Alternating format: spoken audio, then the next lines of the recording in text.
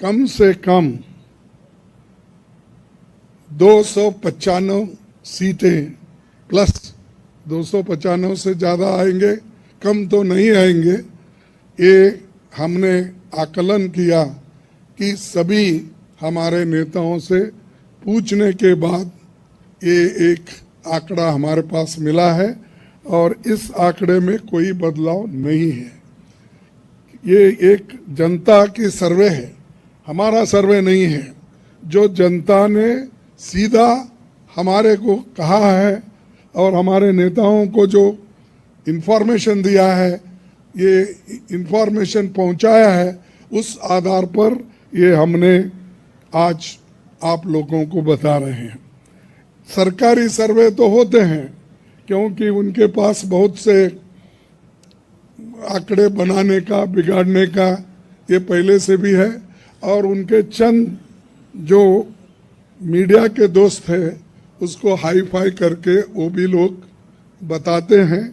इसीलिए हम आपको सत्य बताना, रियलिटी बताना, जनता का क्या मन है, जनता जो कहती है वो हम आपके सामने रख रहे हैं।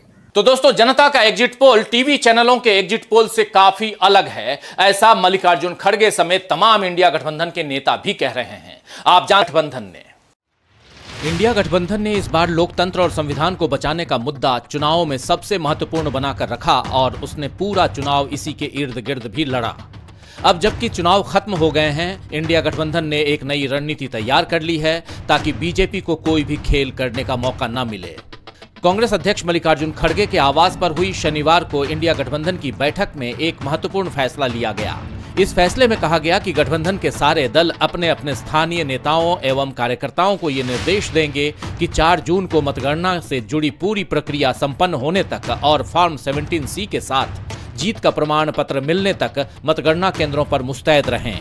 आपको बता दें कि 7वें दौर की वोटिंग से पहले ही राहुल गांधी और अखिलेश यादव जैसे नेताओं ने अपने अपने कार्यकर्ताओं को यही सलाह दी थी कि आखिरी दौर की वोटिंग के दौरान पूरी तरह से अलर्ट रहें और ईवीएम जिन स्ट्रांग रूम्स में रखी गई हैं वहां भी पूरी नजर बनाए रखें। दरअसल इस बार जिस तरह से बीजेपी ने पहले ही अपनी जीत के आंकड़े बता दिए थे और उसके बाद मीडिया ने भी यही माहौल बनाया था कि बीजेपी ही फिर से सत्ता पर लौट रही है, तो विपक्ष बिल्कुल सचेत हो गया, क्योंकि इस तरह के दावे तभी हो सकते हैं जब ईवीएम में गड़बड़ी की गुंजाइश बने और गड़बड़ी करने की सुविधा भी मिले। इंडिया की बैठक में चुनाव आयोग के रवैये पर भी चर्चा हुई, क्योंकि हर चरण की वोटिंग के बाद मतदान के जो आंकड़े आए और कुछ वक्त बाद जब चुनाव आयोग ने आंकड़े पेश किए तो दोनों में हमेशा अंतर दिखा। इसीलिए विपक्ष पहले से ही सावधानी बरत रहा है ताकि मतगणना के वक्त कोई गड़बड़ ना हो सके। तो विपक्षी दलों ने केवल काउंटिंग को लेकर ही मुस्तैदी नहीं दिखाई है, बल्कि इस बार टीवी चैनलों को बेनकाब करने का बीड़ा भी उठा लिया है। आप जानते हैं कि शनिवार से आ रहे तमाम एग्जिट पोल एक तरफा बीजेपी की जीत दिखा रहे हैं, बल्कि पिछली बार से ज्यादा सीटें एनडीए को दे रहे हैं। हालांकि कांग्रेस अध्यक्ष ने प्रेस कॉन्फ्रेंस करके दावा किया है कि इस चुनाव में इंडिया गठबंधन को 295 से ज्यादा सीटें मिल रही हैं। आपको बता दूं दोस्तों कि पहले से लेकर 6वें दौर की वोटिंग के बीच इंडिया गठबंधन खुद को 300 तक की सीटें मिलती हुई बता रहा था। अरविंद केजरीवाल ने सबसे पहले इस बात का दावा किया था और उसके बाद बाकी नेताओं ने भी यही अनुमान जताया कि 300 से ज्यादा सीटें इंडिया गठबंधन को मिल रही हैं। लेकिन 7वें दौर की वोटिंग के बाद 300 से थोड़ी कम सीटें कांग्रेस अध्यक्ष ने बताई और इसका मतलब यही है कि इंडिया गठबंधन वाकई जनता से मिले आंकड़ों के आधार पर ही बात कर रहा है। हवाई दावे इंडिया गठबंधन नहीं कर रहा है। लेकिन बीजेपी के साथ मिली मीडिया ने जिस तरह के दावे एग्जिट पोल में किए हैं, अब इंडिया गठबंधन उसका पर्दाफाश करेगा, यह फैसला भी विपक्षी दलों ने ले लिया है। इंडिया के घटक दलों ने पहले फैसला लिया था कि वे एग्जिट पोल से जुड़ी किसी भी टीवी चर्चा का हिस्सा नहीं बनेंगे, क्योंकि वहां पहले से ही फिक्सिंग की जाती है। उसके इस आरोप में कुछ गलत भी नहीं है, क्योंकि 7वें दौर के वोट पड़े भी नहीं थे और कुछ चैनलों के एग्जिट पोल के स्क्रीनशॉट सामने आ गए जिसमें पहले से एनडीए को बढ़त मिलते दिखाया गया था। मीडिया और बीजेपी दोनों मिलकर किस तरह लोकतंत्र से खिलवाड़ कर रहे हैं, ये उसका एक नमूना है। लेकिन अब इस खेल को बंद करने का बीड़ा भी इंडिया गठबंधन ने उठा लिया है। इसीलिए शनिवार की बैठक में यह फैसला भी लिया गया कि इंडिया के दल एग्जिट पोल से जुड़ी टीवी चैनलों की चर्चाओं में भाग लेंगे ताकि बीजेपी और उसके तंत्र को बेनकाब किया जा सके। मल्लिकार्जुन खड़गे ने कहा कि सरकारी सर्वे आंकड़े बनाने और बिगाड़ने के लिए होते हैं, लेकिन जनता का सर्वे सही होता है और जनता ये कहती है कि हमें कम से कम 295 सीटें मिलेंगी। तो कांग्रेस अध्यक्ष मल्लिकार्जुन खड़गे बैठक के बाद सारे नेताओं के साथ जब प्रेस से मुखातिब हुए तो उनसे इंडिया गठबंधन की एकता पर भी सवाल किया गया और कुछ नेताओं की अनुपस्थिति की तरफ ध्यान भी दिलाया गया, जिस पर खड़गे ने साफ साफ कह दिया कि हम एक हैं, हम एक रहेंगे, हमें बांटने की कोशिश नहीं करो। दरअसल इन चुनावों में बीजेपी के सामने दो सबसे बड़ी चुनौती रही है। पहली चुनौती इंडिया गठबंधन की एकता की है और दूसरी इंडिया गठबंधन के उठाए हुए मुद्दों की चुनौती रही, और इन दोनों के सामने बीजेपी पूरे चुनाव में लाचार नजर आई। बीजेपी ने इन दोनों चुनौतियों का सामना करने की बारंबार कोशिश की, लेकिन हर बार उसे पस्त होना पड़ा।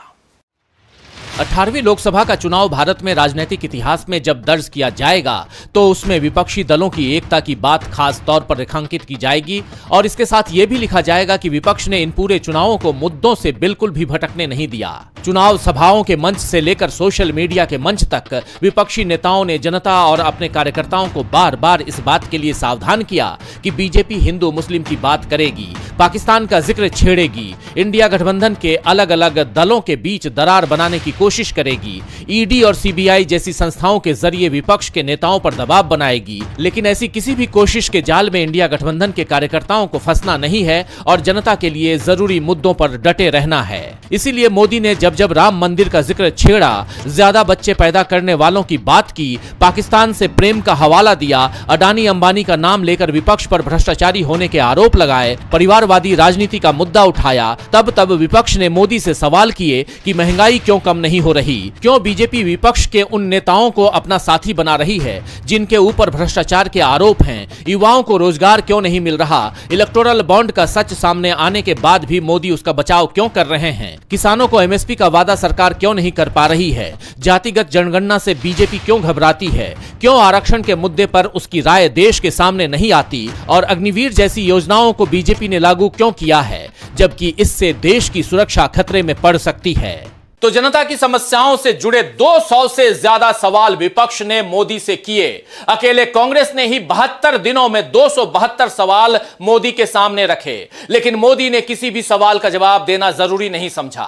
45 घंटे के मौन पर तो नरेंद्र मोदी 30 मई से गए थे, लेकिन देश तो उन्हें 10 साल से मौन ही देखता आ रहा है। मोदी ने मणिपुर, महिला, पहलवानों और महंगाई, मनमाने फैसलों पर कभी कुछ नहीं कहा और केवल मन की बात करते हुए नजर आए। और चुनावों के बाद 10 कैमरों के बीच में 45 घंटों के मौन में जाकर उन्होंने फिर साबित कर दिया कि वो मन की बात ही करते रहेंगे, जन की बात वो कभी नहीं करेंगे। ध्यान के बीच में मोदी के ट्वीट भी आते रहे, एक नहीं बल्कि 7 ट्वीट नरेंद्र मोदी ने किए, और कोई और ऐसा करता तो सवाल उठते कि यह कैसा ध्यान है जिसमें ट्वीट भी हो रहे हैं और कैमरों से शूट भी हो रहा है। लेकिन अब जनता भी मोदी की असलियत को समझने लगी है, इसीलिए उसे अब ऐसी बातों पर आश्चर्य नहीं होता है। जब नरेंद्र मोदी एक दिन खुद को परमात्मा का अंश बताने का बड़बोलापन करते हैं और अगले ही दिन सड़क छाप लहजे में कहते हैं कि मेरा मुंह मत खुलवाओ, 7 पीढ़ियों के पाप याद दिला दूंगा, तो इस देवत्व के पाखंड को समझने में जनता को देर नहीं लगती है। वैसे भी जनता सरकार के सच और मोदी के दावों की हकीकत को पहले ही समझ गई थी, इसीलिए इंडिया गठबंधन की सारी रैलियों में भारी भीड़ उमड़ती रही। इंडिया गठबंधन में शामिल सभी दलों के कार्यकर्ता भी इस बार एक साथ ही चुनाव में सक्रिय रहे। दिल्ली, उत्तर प्रदेश, बिहार, महाराष्ट्र, तमिलनाडु, हर जगह कांग्रेस की अन्य दलों के साथ सीट शेयरिंग रही और यह सीट शेयरिंग जो है वो चुनाव प्रचार के दौरान भी मजबूती के साथ सामने आई। पंजाब, पश्चिम बंगाल और केरल, इन 3 राज्यों में इंडिया के दल आमने सामने लड़े, लेकिन इस तरह की जनता को साथ साथ ही दिखाई दिए।